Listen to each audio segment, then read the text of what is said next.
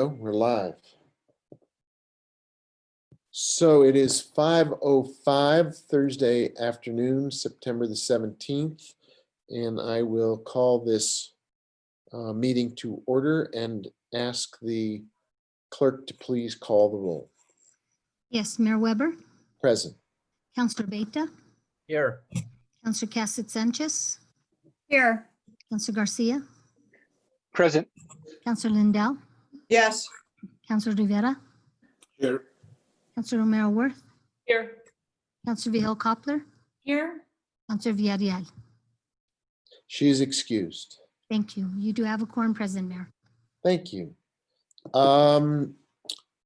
We have an agenda. There is an item that we took up at an earlier meeting, so I believe we need to, at a minimum, amend that particular piece of it. But I see the city attorney has her hand up. Maybe you can guide us through what is and isn't already part of our agenda.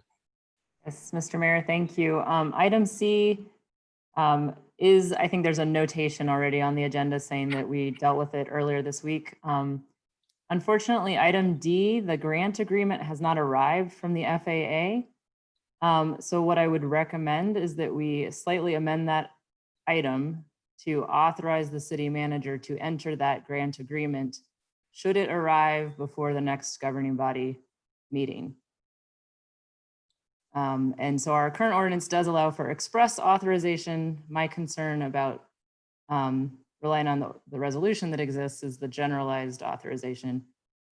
So this would allow for an express authorization of a grant we believe should be arriving at any moment. So what, in terms of language, what would that require us to do in order to, if we were to follow your recommendation? If the actual material hasn't arrived and we still don't want to lose the grant, what would we do to amend the item? So, Mr. Mayor, I'd recommend that if that is the interest of the council, rather than us bringing it back through whatever type of meeting is possible, given whatever notice we get, then to make a motion rather than approving the agenda as written, to approve it with the amended Part D to authorize the city manager to enter the grant that's listed there, should the grant agreement arrive before the next governing body meeting. So we would be removing 4C entirely and amending 4D if that's the pleasure of the governing body. Mr. Mayor, yes. Okay.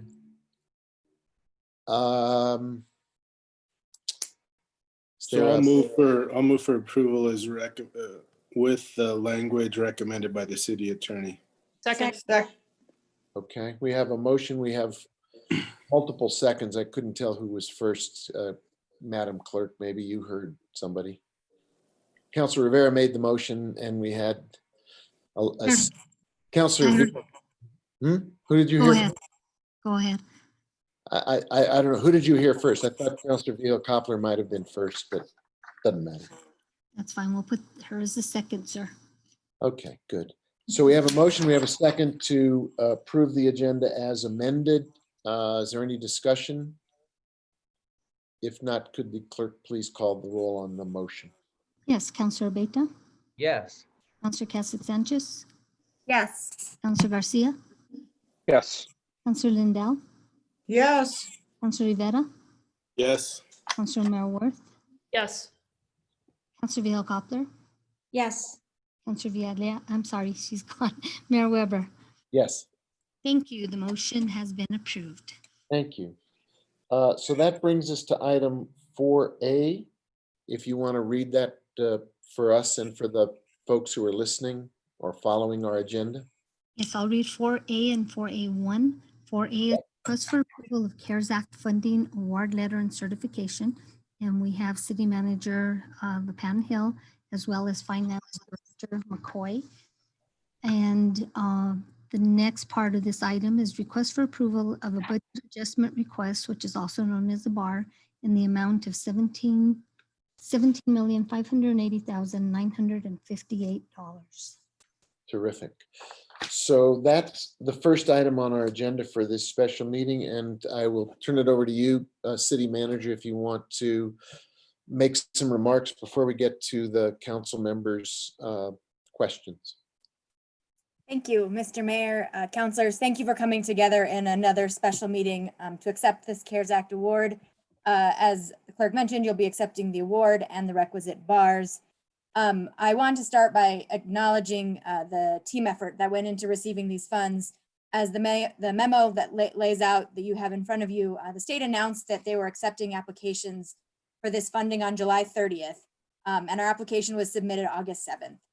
So that was a very quick turnaround, which is really the theme of this award and this whole funding opportunity. So these funds that we've received were really based on our performance, responding to all the COVID challenges that began in March of 2020, with everything from us transitioning our employees to a work from home environment where possible, to most notably standing up a homeless shelter to mitigate any potential community spread. So we developed the list of projects that you have in front of you based on 3 criteria. Number 1, how closely they met the CARES Act guidelines, which are very, very clear. Number 2, the ability to spend the funds by December 30th. And number 3, how they addressed and respond to community need. This is a reimbursable grant, so anything that does not meet the eligibility criteria will not be allowed by the state. We've had a number of conversations with DFA, getting their advice and their guidance. Those conversations will continue going forward to make sure that we don't spend any money on anything that's ineligible or they would have any trouble with. And if something gets ruled out of bounds or that we realize as we move through this isn't going to work, that will necessitate a bar revision coming back to the governing body. This is going to be, this is a quick turnaround and also will require a fair amount of flexibility and nimbleness as we're walking through this all at the same time. This award of $17.5 million will allow us to infuse our local economy and support our residents who are most impacted by these challenging times. So the idea that this is a short-term infusion is important on a couple levels. One, to our general economy and also to those in need, where every bit helps. And this is use or lose money. We have to use it or we will lose it by December 30th of 2020. And so again, this money is meant to address the public health emergency. We need to move fast, nimbly, keeping our eye on oversight, accurate record keeping, and making sure that we are supporting those in our community that need these funds the quickest. So with that, the team, you'll see a lot of faces here on the screen. The team and I stand ready to answer any questions. Thank you for the opportunity to provide a little introduction. Thank you. I imagine there are items that folks want to ask about, and I think this is a good chance to take up how this was put together and where it will take us and what the constraints are that the city manager just identified. The constraints are serious, I believe.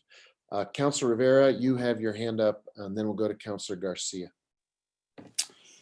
Thank you, Mayor. So thank you, Ms. LePen Hill and all the city staff for coming up with the list of areas where we can try to spend this money as quick as possible. I do have some concerns regarding the December 30th deadline. So traditionally, council has only had one meeting in November and one meeting in December, and I believe the major committees have followed suit. So if we're trying to spend 17 million and we're trying to make changes as quickly as possible, I'm not sure that our schedule allows for those changes to be made quickly. So I don't know if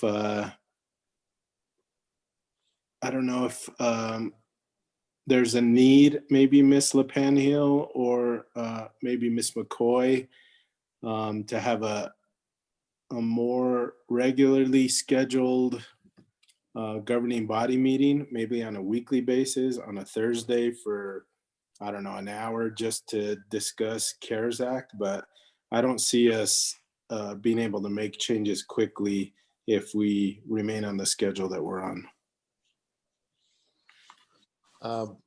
Thank you, Counselor. Is there, I don't know whether that's a suggestion that is, or a concern that is purely a matter of the city manager or the finance director. It also, I think, pertains to the sense of the governing body as a whole about how doing business would work for everybody. But I think you've identified a serious issue because, as the city manager said, it's use it or lose it. And if we can't push these projects through the decision-making process in a timely way, we will lose it. We will end up with egg on our face. Yeah, so I guess my question was for them whether they thought we were going to have a need to have more meetings. So I'd rather try to set up a regularly scheduled time to meet between now and the end of the year instead of calling a special meeting once a week. Well, let's get some feedback on that from both the city manager and also the finance director. Maybe the city attorney has an opinion as well about the process of moving documents and getting our both our contract system and our bar operation so we don't end up with unspent money on December the 30th. Jarrell, do you have a point of view on that? Absolutely. Thank you, Mr. Mayor, Councilor Rivera. I think you identified a really important piece. As it stands right now, this approval, you're accepting the entire award and the associated bar. Any contract over 200,000 or a bar over 60 would also come back to the governing body. So I think that's where I think perhaps having, if it were the pleasure of the governing body, we could set regular meetings, and then if we didn't need it, if we didn't have an item at the time, we could cancel it, but it would be on the books. Because anything, again, any contract over 200 will, as it's moving through the process, has to come back through the governing body. Mary McCoy, do you want to weigh in on some of the process-related issues that involve contracts and record keeping and bars and the rest? Because I think it is a heavy lift. If, as Councilor Rivera points out, we're sticking to the existing regularly scheduled meetings, how we would pull that off is a bit of a challenge. Mr. Mayor, Councilor Rivera, thank you for pointing out the time constraints and the further constraints of only having one governing body meeting in November and one in December. As Jarrell mentioned, we do only have until December 30th to spend these funds. Unfortunately, even if the funds are encumbered but unspent by December 30th, we still will not be eligible to receive reimbursement. And these are all of the 17.6 million will be received by the city on a reimbursement basis. So even the funds spent up until December 30th, we have until January 31st to submit the documentation to DFA for reimbursement. So it is really timely, especially as we are going through the approval process tonight for the budget to be set up, for the award to be accepted, and the budget to be set up for the 17.6 million. The next steps, as you all are familiar, you see this every 2 weeks as we move through the governing body process. We then have to begin, once the budget is set up, with the procurement process. It could be a small direct purchase order if it's under 20,000, or we could require 3 quotes, or would have to go out to RFP. All of this, or we could do emergency procurement. So depending on the nature of the project. So all of this would really require, an immense amount of time and effort on our staff's part. So that initial stage will, between contracting and procurement for the goods and services, just takes a lot. It's a big process and it takes time. And so as we move forward through this process and we get into November and even into early December, what our team internally has discussed is if there are any funds that are unspent at that time, really taking a closer look to understand if it is feasible with 6 weeks left or with 4 weeks left to spend what remains encumbered but unspent. Because at that time we would have to make a judgment call to understand if the dollars are going to get out the door. Really, the goal here with the 17.6 million is to get as much of these funds as quickly as possible into our community, while still following all of the procurement and contract rules and the rules of the governing body that we have set forward. This is absolutely a prerequisite for receiving reimbursement as well. If we are ever audited on these funds, which we will be for FY21, but we may also be by the federal government as well, given the large dollar amounts, we will need to provide all of the documentation, all of the our rules on procurement, and that the procurement rules were followed. We will have to provide all of the documentation. So this is very labor intensive. It would be a great idea, in my opinion, if the governing body would meet more regularly in the event that we do need to reallocate funds. Because again, as I mentioned earlier, the goal is to get the $17.6 million out into the community where there is such a great need. So Ms. McSherry, or maybe the city clerk, what's the process for setting up regularly scheduled meetings that are in between the weeks where we normally would have a meeting? Mayor Weber, Councilor Rivera, what I would recommend is to amend the schedule that the governing body adopted in January. We could bring that back to you in September for the next meeting, the regularly scheduled meeting, as an action item. Okay, I'd be willing to sponsor that if it needed a sponsor.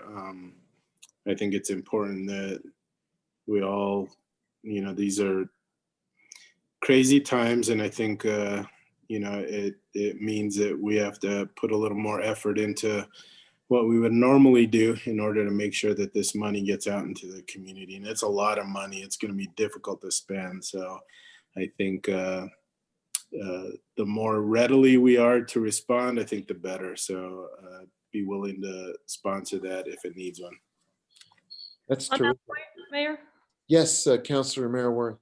So I don't know if, I know other counselors have their hands up and maybe they want to dive into the substance of this, but while we're talking about the process of getting this money out, I'm just curious if this is the only thing we need to be doing, and whether there are, you mentioned an emergency procurement process.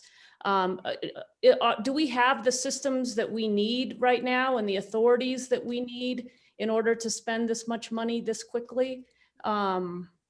Just curious if there are other things that we should be looking at or considering, or I know we're in partnership with the county on this, correct?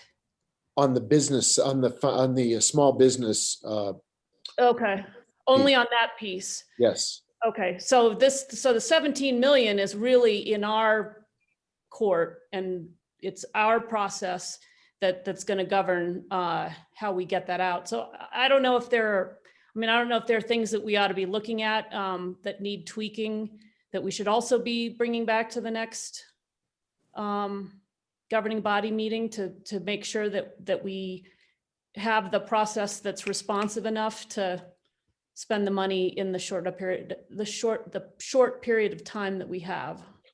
Well, let's put the process question on hold for a minute because there are a bunch of hands up, but I think we can come back to it before we're finished today, and perhaps even piggyback on Councilor Rivera's point about a new calendar at the next meeting. We could also potentially have some other process solutions by then that would be presented to the governing body, and people can use the time between now and then to make suggestions that we could all, that either the city manager or finance director or city attorney could be exploring what it would take to get speed bumps out of the way. Because there is the substantive bucket about where the money goes and whether it's getting into the right places, and that's one set of questions. But there's an even more compelling question in some ways, which is if we could have all the right expenditures and not get them out the door, in which case we've really missed a huge once in a lifetime opportunity.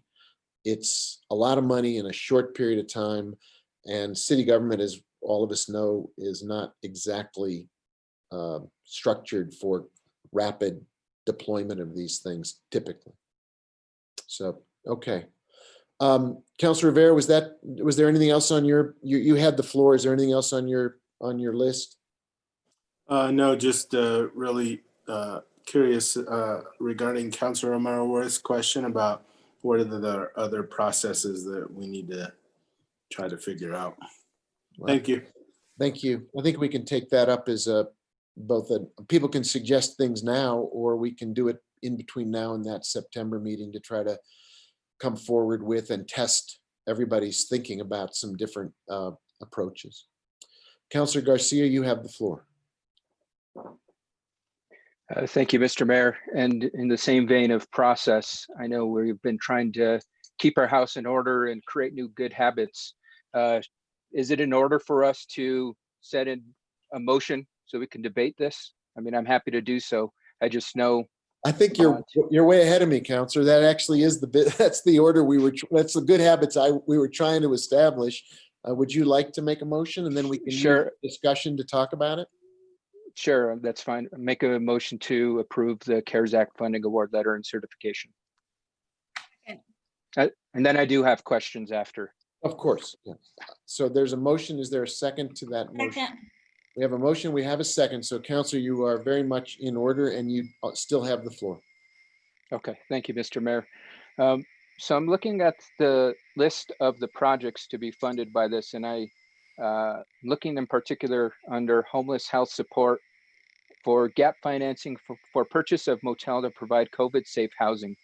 Can I get a little more information about this? And is this allowable to purchase this type of asset, given that it's something that is, it's not like PPE where we can buy a surplus and distribute it, whereas an asset like this will stay with the city long-term. So any clarification on the matter? Super. Is that something that Director Ochoa, is that a question that you would be the right person to address, or is there Mr. Mayor, I would ask that Director Ladd address that question. Thank you. Oh, I didn't see you on the list. I'm sorry. Alexander, you've been at the forefront of this for some time. Do you want to speak to that proposal? Thank you, Mayor. Councilor Garcia, members of the City Council, we believe that purchasing a hotel to house homeless people and keep people healthy during the pandemic is an eligible use on the basis that several other states are doing it, notably California. I just was reviewing the project list for California, and the model that California is using on some of these projects, as well as the model we would follow, is that the city would not retain ownership of the property. The property would be owned and operated by a nonprofit, a local nonprofit, the Housing Trust. So the city would most likely hold a lien on the property for the amount of the funds in the event that compliance was not achieved in terms of what our expectations are for who will be housed there. That's sort of a longer term issue, but it is, and HUD for the CARES Act, CARES Act funds that went through HUD identified purchasing a motel as an eligible use. But I think, Councilor, if I can just interject, Ms. Ladd made a very significant point, which was not identified in the list, which is it's not literally the case that the city is purchasing a property. We are helping in the financing of the purchase and enabling this facility, which will continue the process of preventing the spread of COVID-19 among a very vulnerable population. Okay, I appreciate the clarification. I just wanted to make sure we didn't get ourselves in a bad space purchasing property, and wanted just more clarification around it. I see in the community direct assistance, we're going to be providing $3.6 million for rental assistance, food assistance, utilities through the Connect program.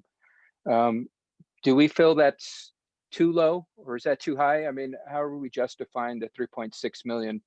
I know that, we've had a moratorium on evictions. The experts are predicting a huge crisis on our hands with folks potentially being evicted.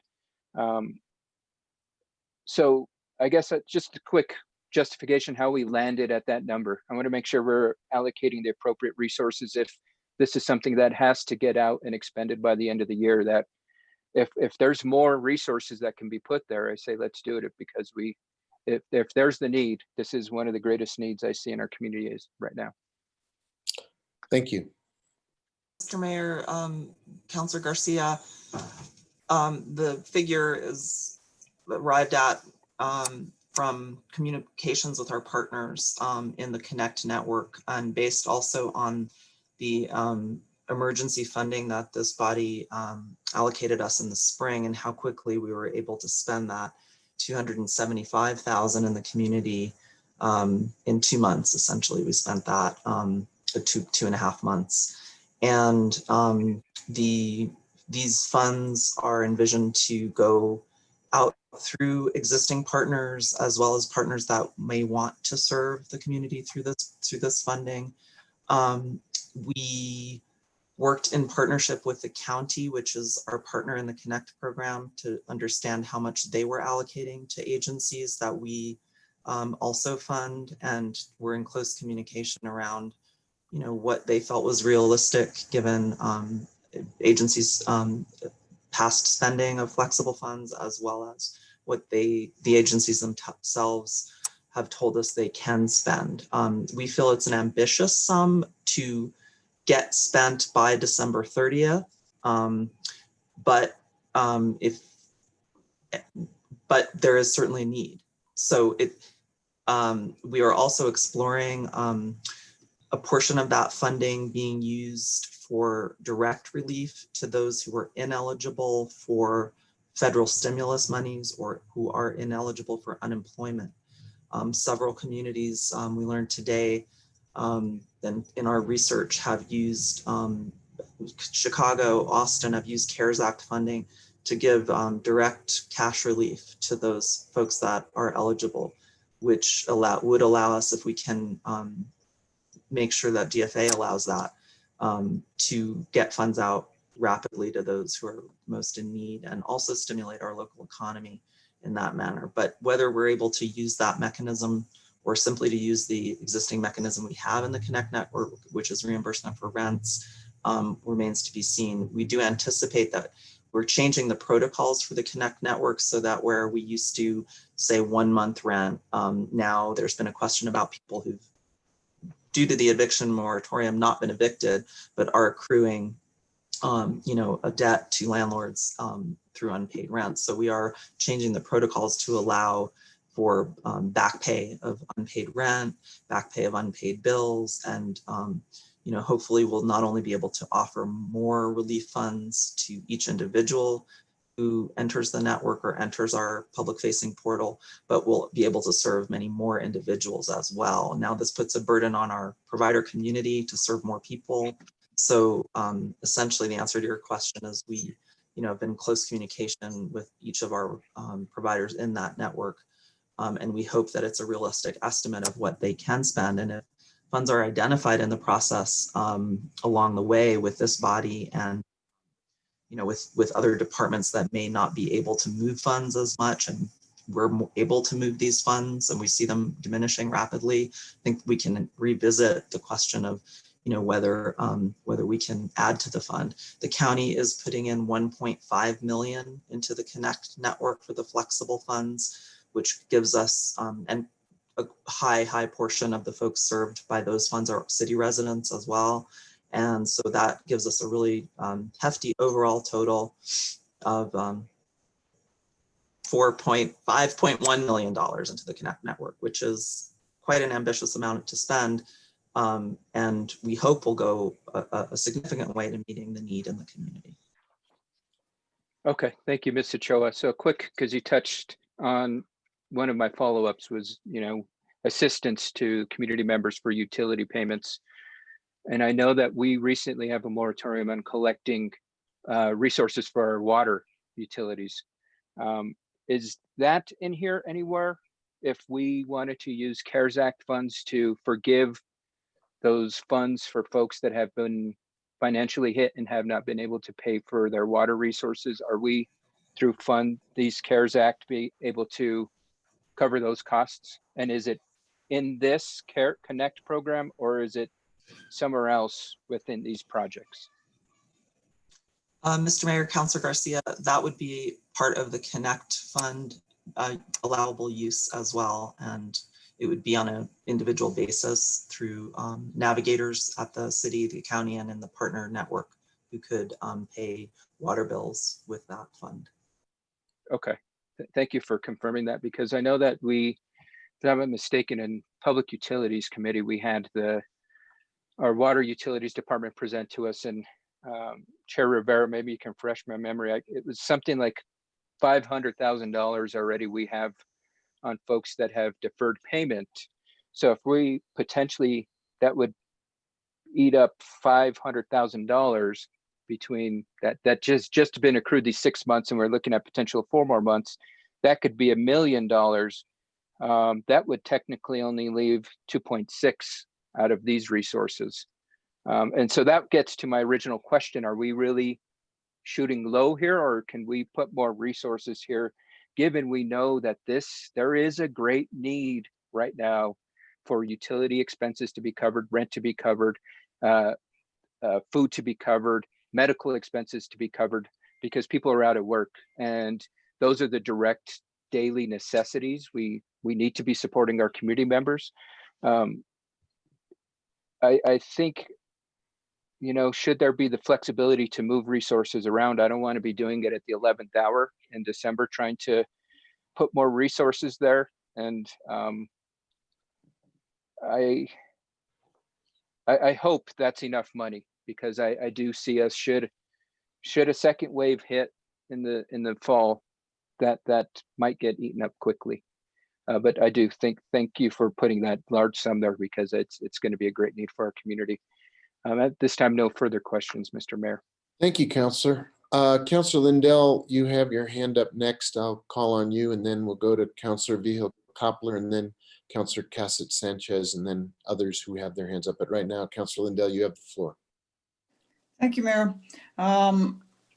Thank you to staff for putting this together in a lightning record amount of time. I know it was a wicked amount of work, and it was fast, and the whole project is fast. But I think we'd all agree it's a pretty high level problem to have $17 million that you have to get spent in the community. So I'm all in on it. Just a couple of quick questions. First of all, it's $17 million. It's taxpayer money. We need to be judicious and careful with it. And people that are given awards with this, we need to be careful that we're getting good value for our money, because it is taxpayer money. For the future, I'm not asking for tonight, but into the future, on exhibit 6, near the bottom is all city departments reimbursement of prior COVID-19 related expenditures. That's 5 million. Could we have some kind of, in the future, a breakout of that 5 million? And that's all I have, Mayor. Thank you. Mr. Mayor, Councilor Lindell, yes, we can provide that information to the governing body in the future. That is one of our first priorities, to submit those items to DFA for reimbursement. Yeah, I believe, if I'm not mistaken, Director McCoy, you and Kyle have been carefully accumulating and annotating those expenditures for things like PPE and technology expenses for remote working, all the things that we put money out the door as rapidly and as effectively as we could in the first early days of COVID-19, the Midtown shelter, all of those things are eligible. All of those, I believe you've got the very careful documentation, so we will be reimbursed, but it's an absolutely fair question. Those are not broken out in this list, but there are documents to to support all of those expenditures, Councilor Lindell. Good, fair game, of course. That was it for you, Councilor Lindell? Just wanted to do that? Okay, good. Councilor Vihel Coppler, you have the floor. Thank you, Mayor. I first want to applaud everyone who applied and or actually prepared the application for these funds, because as I reviewed everything, I thought it was well written, and the thought process that went into this makes a lot of sense. So thanks to everyone who was involved in this, and I imagine it wasn't an easy task and took many, many hours and a lot of research. I want to make sure I understand Exhibit 6, the project list. So these numbers are based on partly experience of expenditures already and then additional planned expenditures? Is that right, or am I reviewing it correctly? City manager or our finance director, who wants to take that one? Jarrell? I'll start and then Mary can clarify. Mr. Mayor, Councilor Vihel Coppler, thank you for the question. The top part of the list, the 12.5, are all future expenditures, new projects or new activities. They may be with existing contractors or existing pieces, but it is new money. The 5 million below, that is for expenditures that we've incurred from March until about now, that we've already incurred. So those are the two buckets that make up the 17.5. Okay, so the 5 million at the bottom is reimbursements that could belong to any of the above. Is that right? The experience that we have already had. Mr. Mayor, Councilor, thank you for the question. I think the 5 million, as the mayor stated earlier, is allocated for expenses that were incurred between March and June of 2020, when this first hit. So the council has already approved those expenditures, whether it was in the form of the budget for FY20, payroll expenses for staff that was allocated to the Midtown Emergency Shelter. Additionally, as we've discussed, additional expenses related to PPE or supplies or cleaning or janitorial services at our various city facilities would also qualify. Payroll expenses, as I mentioned, for COVID specific relief. In addition, we did have about 700 to 800,000 in COVID-19 admin leave that the city provided initially before the Families First Act went into effect. So that's also part of what we are planning to expend. And as Jarrell mentioned, the $12.6 million that is listed at the top of Exhibit 6, those are all planned expenditures in the future. So for that process, it was a mix of experience, as the directors have spoken about previously. In addition, staff has gone out for quotes for some of the material. So it's really a mix where we were able to acquire a specific quote to really hone in on the exact amount of funding it would take for a facility improvement, for example, or for an upgrade to the air filtration system at the convention center. That's really where we were able to give a more exact amount. Okay, thank you for that. So then the above list is the 12 million. Those are ongoing from what we've already experienced. For example, let me just make sure I'm right. The IT for setting up free Wi-Fi for the students and such. So we know we've already spent money on that. That would be in the 5 million. And then this, for example, is this projected of what it will cost from June through December? Is that right? Mr. Mayor, Councilor, yes, that is correct. You can really look at it as an expansion, right? There are certain items, whether it's the Connect program funding or the Wi-Fi that you mentioned, that were very successful in the community early on during the pandemic. So that's really just an expansion of programming or contracts that we have already started back in the spring. Okay, I just wanted to make sure I was understanding it. And so maybe another example are the 2 ambulances. I don't know if we've bought them yet, but we're ordering them and then we're going to ask to be reimbursed, right? Mr. Mayor, Councilor, that's more for the staffing and the equipment and the supplies that we would need, since we already do that was have a the little capital, the ambulances. And that was actually came out of a discussion that the Chief Babcock had with DFA, to really address the need in the community. Okay. So then, I guess the projections, we're hoping that it's enough. And so if it's not, and we've already done purchase requests or ordered things, then the city will just take up what's left, because obviously there's still a need, or there will still be a need after December. Because like for the IT and free Wi-Fi, that'll still go on into next year. And so we'll just figure out a different way to pay for that, because these will be based on reimbursement costs, right? Okay. All right. Then I'm sure all of us, we've seen the email that we got from the executive director of the Santa Fe Housing Action Coalition, who asked in his email that we spend some of this money toward the Affordable Housing Trust Fund.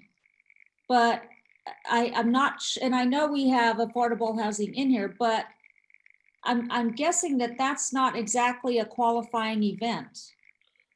Is it, Alexandra? Mayor Weber, Councilor Vihel Coppler, it is not a qualifying event. Correct. The trust funds have to have this kind of time frame on the trust funds doesn't work. And then we also enter into a whole nother realm of different rules from the state for how the trust fund can be used. Right. Okay, so I just wanted to be sure about that. Now, in here it says reimbursement for payroll for sick leave and such. How will this money that we ask for reimbursement go directly into the departments and divisions coffers into their payroll and stay there? Counselor, let's see, you're looking at the HR item, Emergency Paid Sick Leave and Paid Family Medical Leave Expansion Act. Is that the? Right, line item? right. Uh-huh. Okay. Mary, would you or Kira be the person to respond to the question? Yes, and if Bernadette is on the call, she can jump in as well. So really what we envision is if we do have additional expenses related to the paid family medical leave expansion act, we would use these funds. Those were unanticipated expenses. So then these funds would go to reimburse the city. At that time, we can, we've talked about adjusting the FY21 budget several times, right? So if we do have additional funding available, that could potentially go to, as Councilor, you suggested, departments' budgets for payroll expenses, for filling positions, or for any other expense. But we would be coming back to council for that in a future budget adjustment. And the reason I ask is because when you have people out, then someone else has to cover their duties, or they just don't perform the duty. And the duty still has to be done. For example, parks maintenance, weeds and such. So if the payroll money went back into where it was supposed to be used, it seems there would still be a need for that action or that duty to take place. And so I just trust that, we're paying attention to that, and that we are putting the money back toward the vacancy, whether it's sick leave or not, where it occurred, so that departments and divisions are made whole, at least somewhat, to what they lost. So, okay, so that would be a concern. I also had the same question that Councilor Garcia raised about water and reimbursing the city for water bills that we are considering essentially writing off because people couldn't pay them. However, I think that the utilities department is going to have to be very careful about this, because if we say we're going to allow monies to be spent for delinquent water bills, then maybe more people will start not paying their water bills. So it's a fine line there. So I think we have to just be cognizant and maybe take a snapshot of where we are rather than into the future. I don't know how you all will handle that, but sometimes, you can have too much of a good thing, I guess. Then with regard to housing, the food for the homeless, under the affordable housing, food and shelter for the homeless, will any of this money go to, am I reading this wrong? Will any of this money go to like the Food Depot or other organizations that helped out during the pandemic? Or where exactly did we buy food and take it out there? I'm not sure what this is for. Okay. Kira, is that something you would address? Are you familiar with? That's for, Mr. Mayor, that's for Director Ladd. Ladd again. Alexandra, it's nothing personal. Are you up to speed on the food piece? Mayor Weber, Councilor Vihel Koppler, this is the food and the case management for the people staying at the shelter, as well as people who are currently housed in hotels. Okay, I get it. Okay, thank you for that. And then, so none of this money, Ms. McCoy, can be used to reimburse our budgets for just overall. Is that right? It has to be specific to a purpose. Mr. Mayor, Councilor, yes, that is correct. And the reason I ask is because I know that, when we went to the legislature to ask for approval for retirement contributions that aren't being made on behalf of the firefighters, we had overtime money in the budget. And to pay for that, should we have implemented it? And now I understand that money's gone because, it had to be cut. So that's why I was asking that, it was just a shot in the dark, but nevertheless, I missed. Mr. Mayor, Councilor, as well, what we're very constrained by is our timeline. We do have to encumber these funds and spend these funds by December 30th. So that's really why, we called this emergency meeting. And I think Councilor Rivera is also suggesting that we have more regular meetings so we can quickly process this and get this into the community by December 30th. Okay, that is all. Thank you. Thank you, everyone. Thanks, Councilor. Councilor Cassett Sanchez, you have the floor.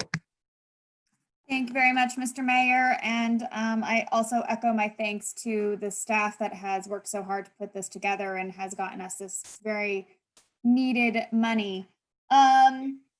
I agree with Councilor Garcia about wanting to keep a very close watch on how quickly the Connect funds are draining, and making sure that if we have an opportunity to shuttle more money into there, if we find that they are draining quickly, that we take a look at that.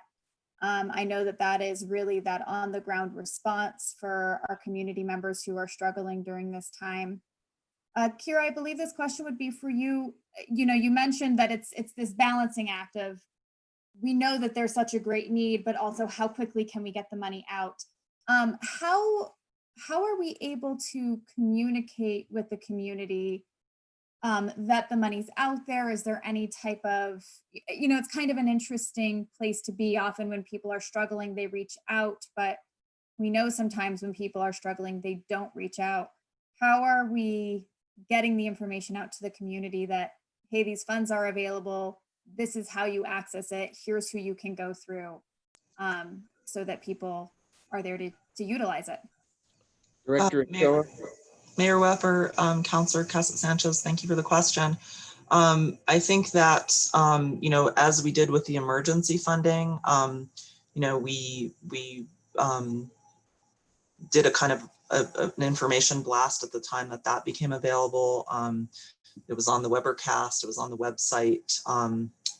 Christine Mahelsick helped us get the word out through our partners. You know, the truth is that many of our partners in the Connect network have waiting lists of people that they haven't been able to help. And so it's a bit of a balance between, you know, telling the entire world to come to their local provider to get some funds for their rent. One of the good things about the rent and mortgage assistance actually is that the county also got a large allocation for that purpose, and they can help people with that as well through Joseph Montoya's department, the a county housing authority. And so there are multiple sources for people to come. I think we need to consider all of that carefully. You know, people in need, you're right, some people don't seek help. They might not see themselves in that light. So we did a little bit of public awareness on the Connect program early on with the county and community service director and myself doing some radio spots and, you know, trying to get it out, get the word out.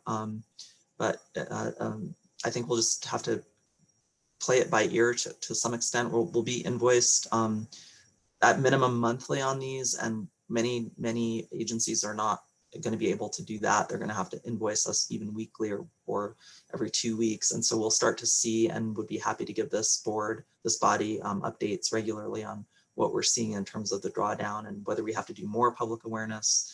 I think we're going to start out with a huge public awareness campaign because we do know that there are these people in the, you know, in the wings waiting for more funding. But we certainly welcome anyone in need who finds themselves affected by COVID to come to this city website and sign up on the Connect network portal, the county website also, and also just to go to your local nonprofit that you have perhaps already know of, Lifelink for, you know, rental assistance, you know, Food Depot for food assistance. The wonderful thing about Connect is that if any one provider doesn't have capacity, they can refer to those in the network that do. Thank you very much. And can you actually tell me a little bit more? You mentioned that, so the county, so they have money that's going to Connect, and then they have a separate pot that's going specifically to rental assistance. Am I understanding that correctly?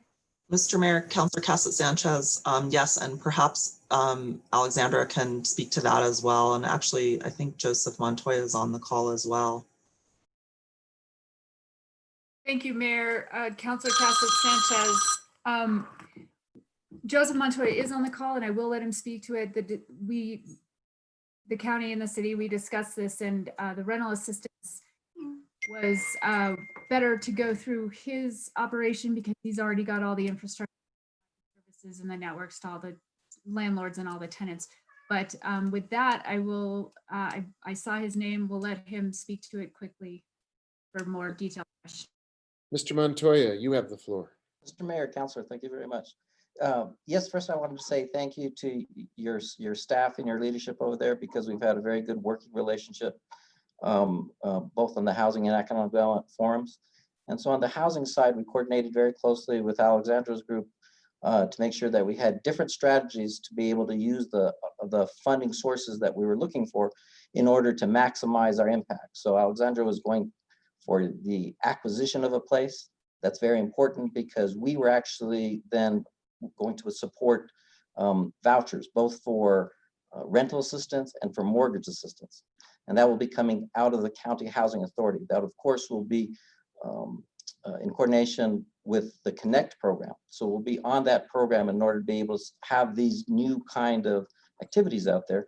And naturally, all county residents are eligible for it, including anybody who lives in the city. So I think it worked out very well for us in terms of our ability to bring in the maximum amount of funds that we could bring in on both the housing and economic development side. Wonderful. Thank you so much, Mr. Montoya, and thank you to the county for your collaboration here and for us all coming together. It's really crucial that we maximize our resources at this moment. The other one that I was interested in hearing a little bit more about is the support for school-age children engaged in distance learning or hybrid learning. Can someone tell me a little bit more about what's included in that line item and how those funds will be dispersed into the community? That's under the community direct assistance category if anybody's trying to follow this at home. Director Ochoa, do you want to speak to that? Or is it Alex? Mr. Tell me it's Alexander. Alex, do you want to speak to that? Mr. Mayor, Councilor Cassett Sanchez, thanks for the question. We have earmarked $1 million to support. This tag says school-age children. That would include actually young children as well who are not yet in school. And what we're doing there is, again, reaching out to our provider network, both those that are currently receiving funding through Children Youth Commission, as well as those who have in the past. And we were also informed that we can include for-profit organizations in the inquiry.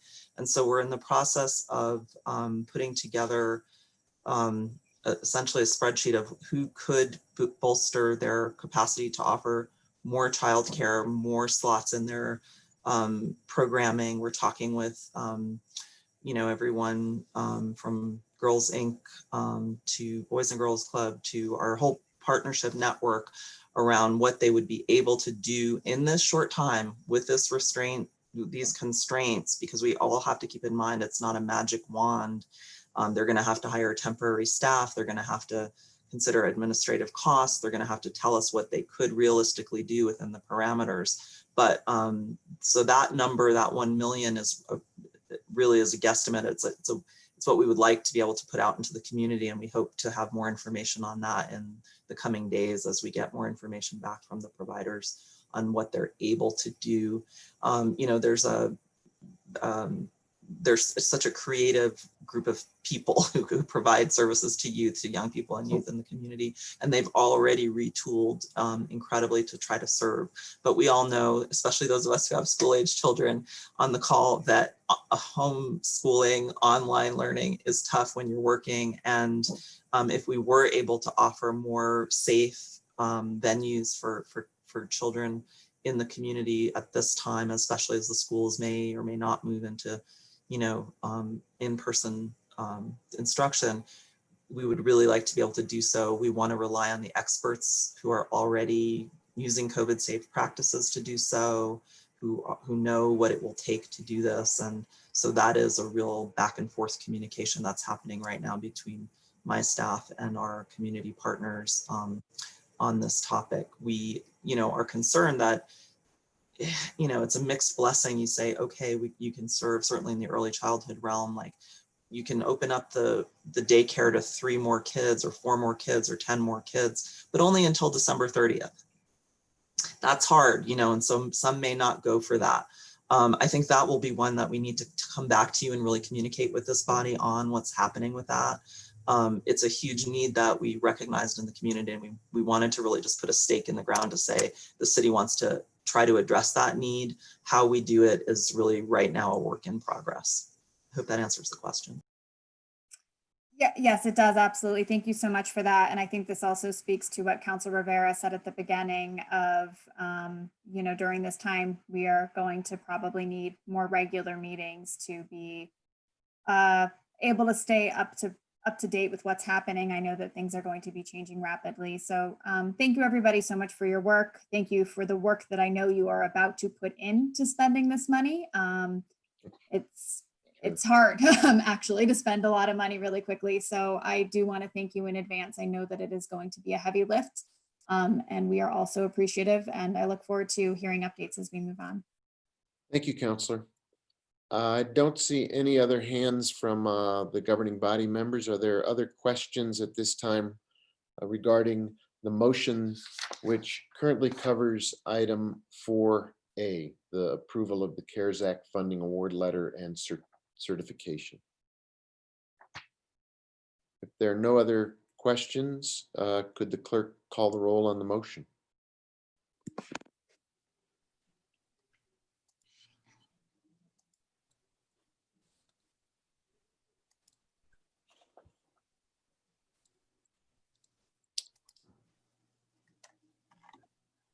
Madam Clerk?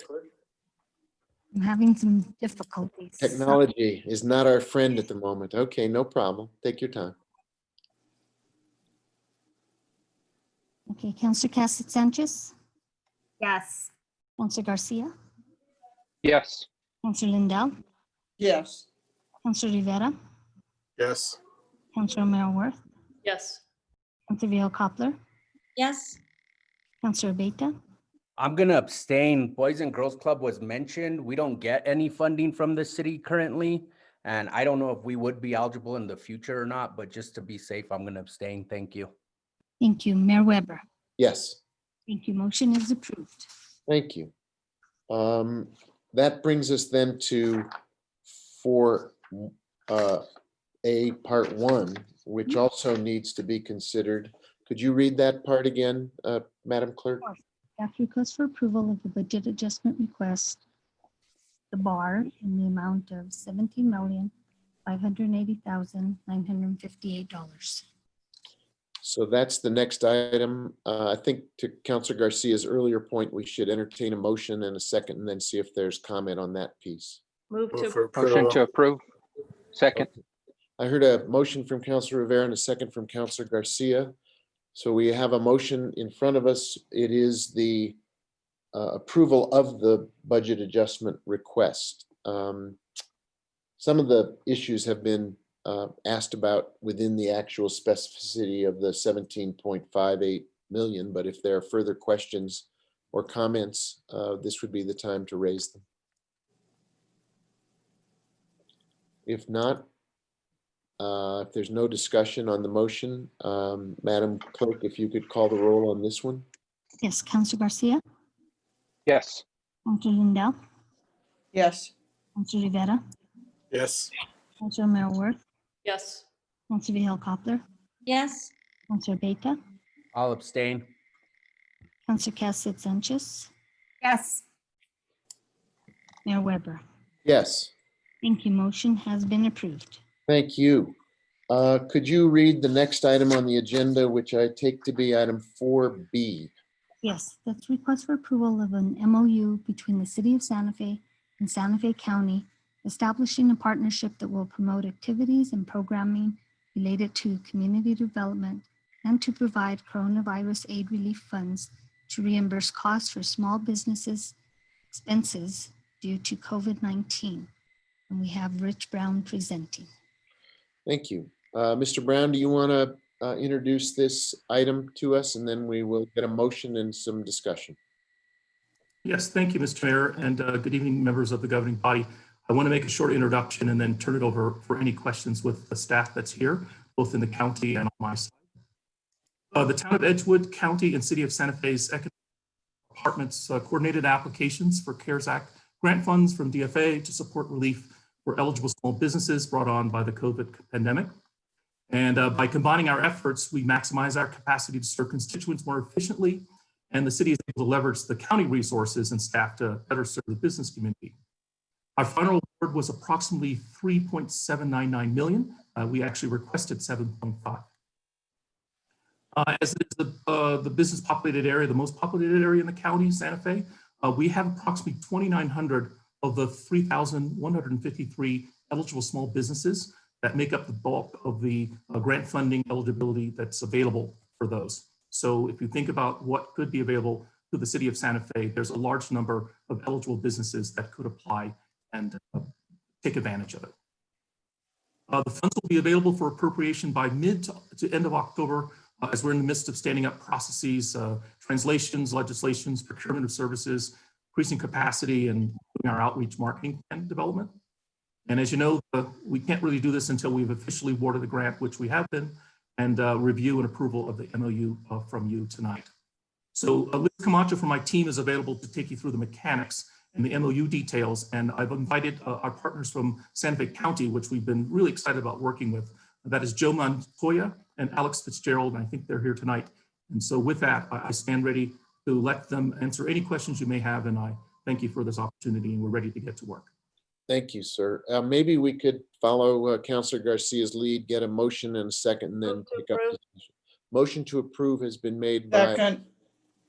Okay, Councilor Lindell weighed in with a second. Was that you, Councilor Mayorworth? It's me. You're not recognizing my voice tonight, Mayor. Your little Hollywood Squares box didn't light up. I think we have a technology failure. Okay, we have a motion from Councilor Mayorworth and a second from Councilor Lindell. So the matter is now before us.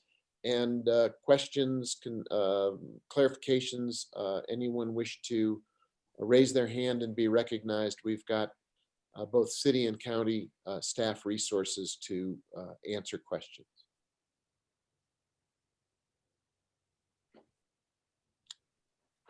I am not seeing hands. Oh, there we go. Good. I was concerned we were going to have a silent governing body. Councilor Cassett Sanchez, you have the floor.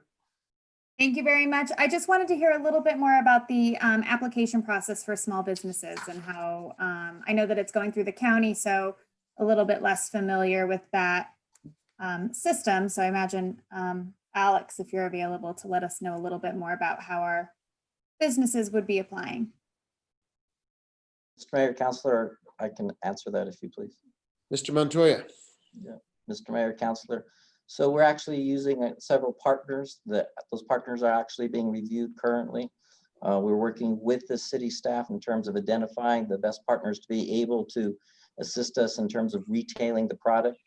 Both the city, the town of Edgewood, and the county will actually have information on our web pages.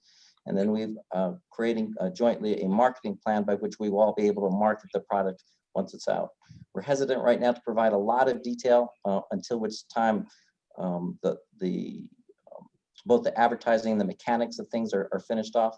However, we do hope to be able to go live very soon after the county commission votes, which is on the 29th on a Tuesday, in order to be able to assist in businesses, because we know they're in bad shape and we want to be able to assist as much as possible, as quickly as possible. The mechanics are that folks will go through one of our vendors. They will then be reviewed by internal grants manager. Then there will be a third review will happen with a committee. The city will be one of the folks on that committee will be represented. And then from there, it's processed for a check. So at every stage, we kind of have a quality control check in order to be able to make sure that we're in line with all regulatory processes that both DFA and the federal government have put out. As you know, this is done on a reimbursable basis. So we have to make sure that the checks that we put out are valid. And so we have several different kind of items in there. However, we went over in very great detail today in terms of the processes that we're using. So we want to make sure that it's as efficient and effective as possible. So we hope by the time we have less than a week, a 10-day turnaround by the time people receive a letter saying that they have been approved and the time that they actually receive a check. Okay, thank you very much, Mr. Montoya. I appreciate you spelling out that process a little bit more.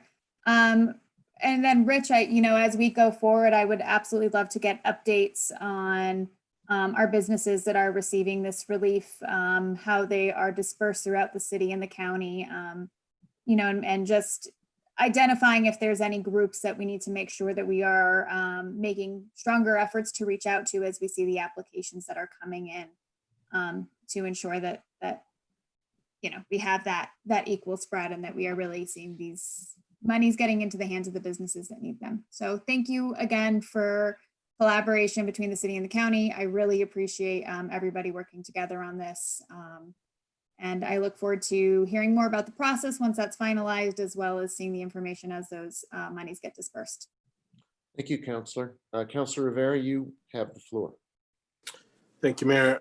Ms. McCoy, can you briefly describe the record keeping or so since the county has a different procurement process than the city does, how will we report that? And if you can just talk about that process real quick.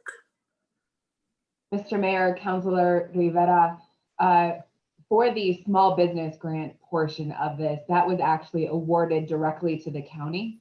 And so I would defer that question.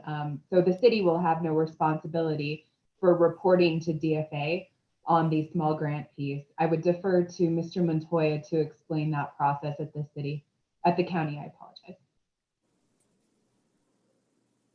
Mr. Montoya. Mr. Mayor, Councilor Rivera, yes, so we do have the applications out through an LOI, both for a grants manager and for our associated partners.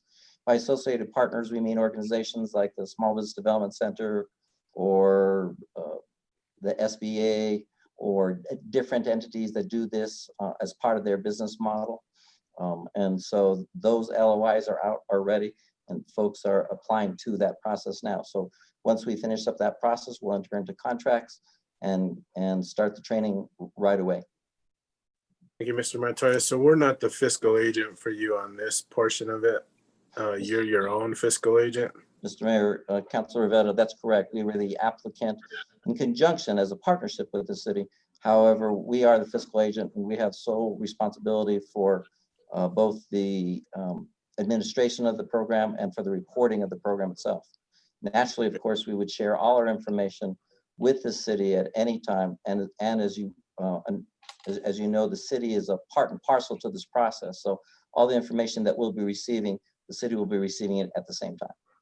Great. Thank you, Mr. Montoya. Thank you, Mayor. Thank you, Counselor. Other questions for any of the folks who are here on the small business grant program?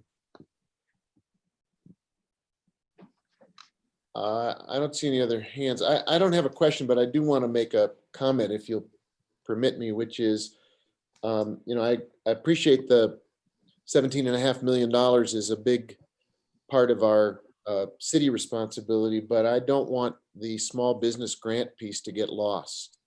I was on a call today with mayors from around the country with the former administrator of the Small Business Administration from the Obama administration. And she was briefing us on the crisis in small business in America and just how severe the economic impact of COVID-19 has been on Main Street America across the country, and particularly mom and pop shops, locally owned, locally operated, locally run. I'll just give you a little bit of data. In April, the United States suffered a 19 million person job loss. 50% of that was in small businesses. And the small businesses across the country, and here we're no different, we're not immune, are running out of cash reserves. They're dealing with the same kinds of issues that Councilor Garcia flagged with regard to renters. They have to pay their rent too as businesses. They have issues of paying their landlords, and they're struggling for raising capital, getting bridge loans, getting through this period, which according to the former SBA administrator is at least another 6 to 8 months of economic challenge for small mom and pop businesses. And we know here in Santa Fe just how significant those businesses are to our community. They're not just businesses, they're people's lives. They're people's entire personal effort. And so the things that we are doing with this money, I think will be enormously important, but I think we need to go beyond it, frankly. I think this is an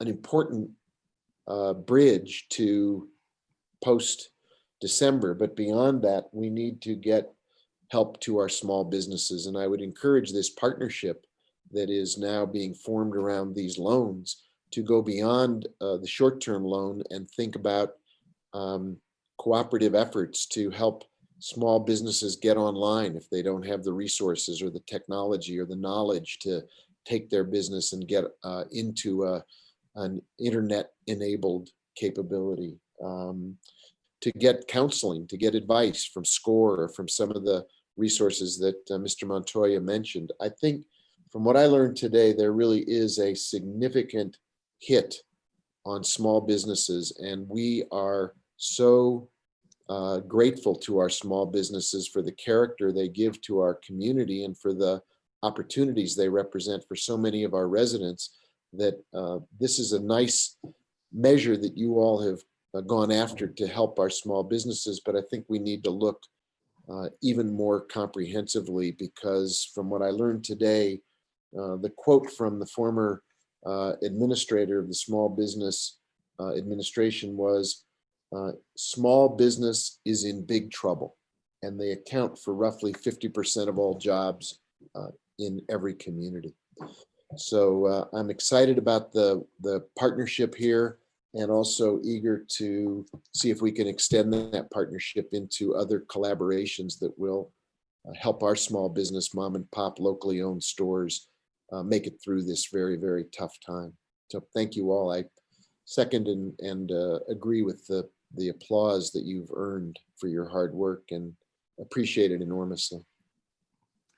Mr. Mayor, yes. may I make a clarification? I just want to let the governing body know that this is a grant and not a loan. So once we award it, it doesn't have to be paid back. So this is a grant program. We have other resources that provide loans to our small businesses, but this is a grant that they don't have to repay. Right, which is even better. Which is even better, yes. It's good. Mr. Mayor, if I may also. Mr. Montoya. Thank you very much, Mr. Mayor. I wanted to say that we completely share your concern, and if you will look at kind of the body of the agreement that hopefully you'll sign on to today, it does anticipate that we're going to have a lot more of these kind of joint programmings. And so I think we share your vision completely in those endeavors. I did also want to put a plug in right away in that I don't think me and Mr. Brown both agree that the amount of funds that we receive will not be enough. And we probably be running out of these funds way before the deadlines are due. So right now we are hoping that DFA will allow us to put other CARES Act funds that we're not spending in other places. And I would put a plug in, if we're allowed to do that, that you may want to also consider that possibility. Because once we have the infrastructure up and running in place, our intention is to get on the horse and ride.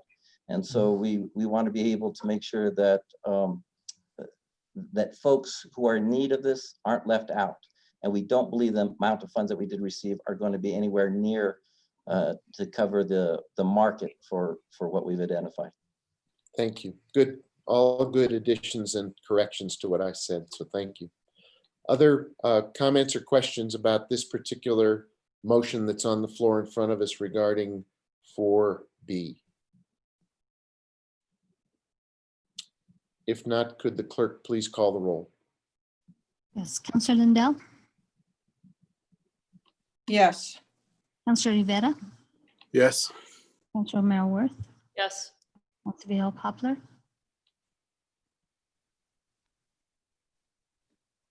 I think you're still muted, Councillor. Yes. Now you're good. Thank you. Councillor Beta, Yes. Councillor Cassidy Sanchez, Yes. Councillor Garcia, Yes. Mayor Weber. Yes. Thank you. Motion has been approved. Thank you. Thank you all for your help and your answers tonight. City Clerk, could you take us to the next item as amended, D? Yes, the next item is FAA grant number 3-35-0037-053-2020 at the Santa Fe Regional Airport in Santa Fe, New Mexico, in the amount of $783,680 for airport development to complete taxiway G project. And Mayor, the authorization would be for the city manager to enter into the grant should the grant agreement arrive before the next regular governing body meeting, but that'll be part of the motion. Okay, thank you. So could we get a motion and then we'll discuss this? Move for approval with the language that was recommended by the city attorney. Is there a second to Councilor Rivera's motion? Second. I heard Councilor Vihel Coppler first. So we have a motion, we have a second, and now we can take up this item. Mr. Baca is here if there are questions about what's in this particular grant. Or Mr. Baca, do you want to tell us what's in this particular grant so we don't have to ask questions? Yes, sir, Mr. Mayor. Thank you very much, members of the council. So this grant is a supplement to the supplement. We've already accepted the 1.8 million. This grant of 783,000 will shore it up so we can do it in one phase. So this will complete the funding for this project. And once again, like I said, on Tuesday, we'll be able to bring forward the contract that's already been bid and bring that forward. That way we can move forward with the project and get it done in a timely manner, hopefully. With that, I can stand for any questions. Okay, we have a motion, we have a second. We have Mr. Baca here to answer questions. If I can restate what you just said, this is simply a supplement to what we've already accepted that would provide the money we would need to do all of the work on that taxiway in one, at one time. Is that basic? Mr. Mayor, that is correct. Yes. Okay. All right. So questions from the council for Mr. Baca? If there are is no discussion and are no questions, Madam Clerk, could you call the roll on the motion? Yes, Councilor Rivera, Yes. Councilor Mayor Worth, Yes. Councilor Vihel Coppler, Yes. Councilor Beta, Yes. Councilor Cassett Sanchez, Yes. Councilor Garcia, Yes. Councilor Lindell, Yes. Mayor Weber. Yes. Thank you. Motion has been approved. Thank you. Now, we've got one or two little housekeeping items. Councilor Lindell, you have an item you want to introduce. We might as well do it now. Can you come back to me, Mayor? I have to find the email. You bet. I wanted to revisit then, just to make sure we're all on the same page about the points that were made earlier about process and meetings and other potential ways to expedite the process for getting the money out the door. Councilor Rivera, you had originally raised the issue of additional meetings, and then Councilor Mayorworth said, well, what else would we put on that list? If I'm reading correctly, what should happen next, I think then the city manager, city finance director, city attorney could do a kind of a check with our governing body members about feelings toward those two suggestions and bring back recommendations at the next meeting of the governing body, if that meets your approval. I think that's fine. Mayor, just, you know, this Thursday evening, I think seems pretty reasonable, but they can poll the other governing body members and see what's best for everyone. Yeah, I think getting everybody's input about necessity and frequency, and then an absolute schedule, and other suggestions from people who have dealt with our procurement and other processes might be able to spot some ways to move things along, because I think as the questions from the council members opened up tonight, we've got this very lengthy list of projects and a limited amount of time to get the projects funded and contracts or bars voted on. So anything we can do to make sure that that gets done and we keep track of it, and we are bringing updates back to the governing body on a regular basis, I think seems to be the most urgent need right now. Yeah, Mr. Mayor, can I ask a quick question of the clerk? Sure, absolutely, Councilor. Madam Clerk, I assume, and I'm just thinking this, but I assume that it's easier to cancel a meeting than it is to try to put an emergency one together. Is that true? Councilor, I could go either way on that, but you know, it might be helpful to have everything planned ahead of time and have a schedule so that everyone's aware of that. I mean, the governing body as well as the public. So in that case, then I would say, yes, it would be easier to cancel than to set one up. All right, and that's what I was trying to get to, is that, you know, even if we set up a meeting for once a week and we don't have anything to talk about, it's just as easy to cancel it than it probably is to try to set one up at the last minute. So that's my thought process. Thank you. Very good. Councilor Mayorworth, your hand is up.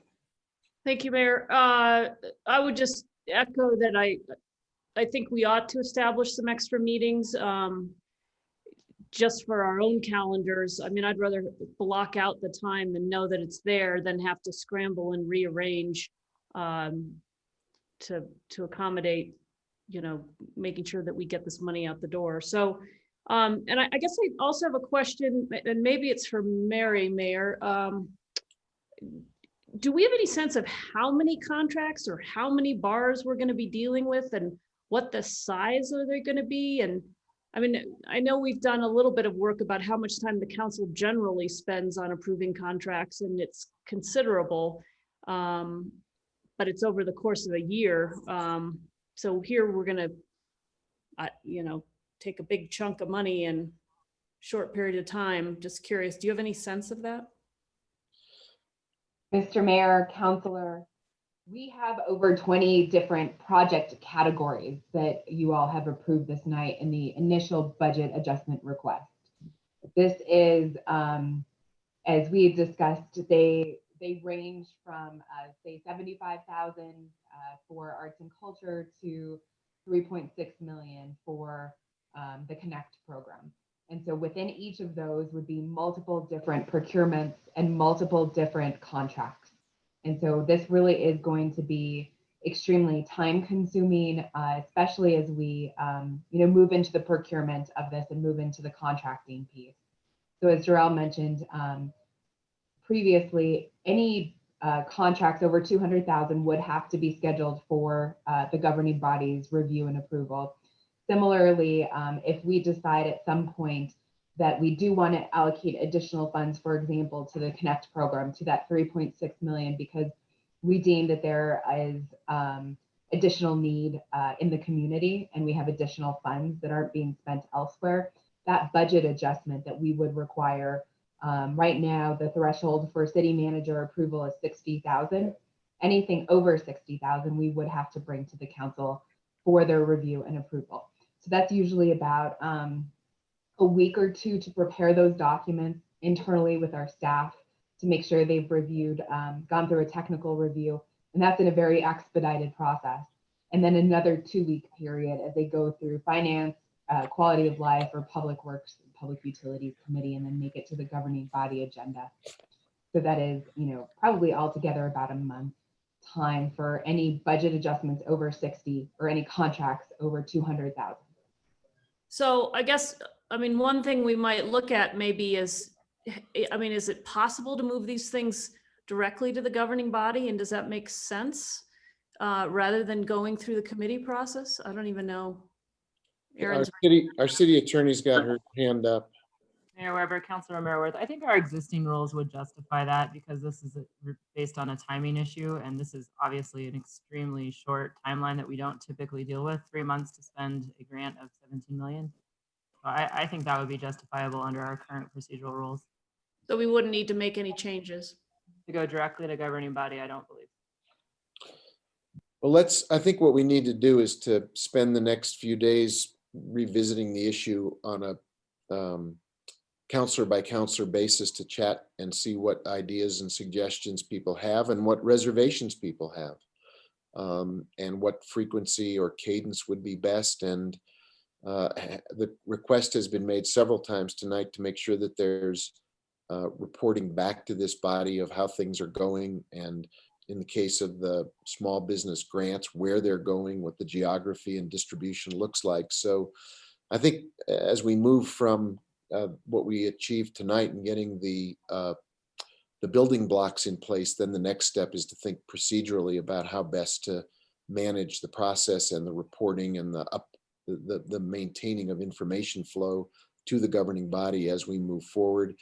We may even, I think, as the memorandum that was in the packet tonight indicated, we'll be constantly checking in with DFA, and if something doesn't check out, we'll be coming back with that information as well. Councilor Indell, did you find that item you wanted to introduce for us? I think you're muted. I did, thank you.